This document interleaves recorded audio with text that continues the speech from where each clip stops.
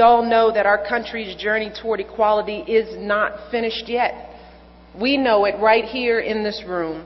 It's been 5 years since Lawrence versus Texas and 39 years since Stonewall, but still, we've got work to do before we achieve equality in the LGBT community.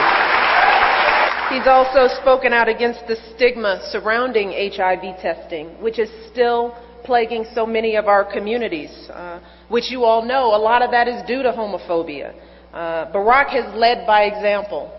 When we took our trip to Africa and visited his home country in Kenya, we took a public HIV test for the very point of showing folks in Kenya that there is nothing to be embarrassed about in getting tested. And we did it as a couple. And he said something very simple.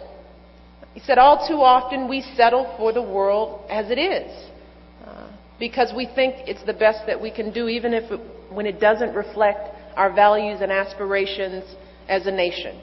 We all have felt that. It won't change. We can't do anything any differently. This is the best we can do. We're blessed. Maybe we shouldn't ask for more. We've all said that at some point in time in our lives. But Barack reminded us on that day that we also know what the world should look like. And I'm here because I know I've lived with this man for 20 years.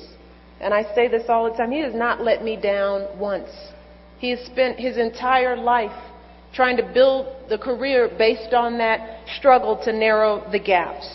And wherever he has a chance, he uses his God-given talents to move that bar.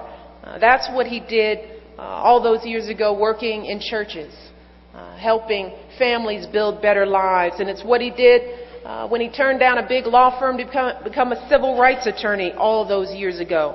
And that's what he did as a state senator before entering the U.S. Senate. He was a champion of the law that amended the Illinois Human Rights Act in our state to prohibit discrimination on the basis of sexual orientation and gender identity in the workplace. In the world as it should be, we can work together to repeal laws like DOMA and don't ask and don't tell. And we can oppose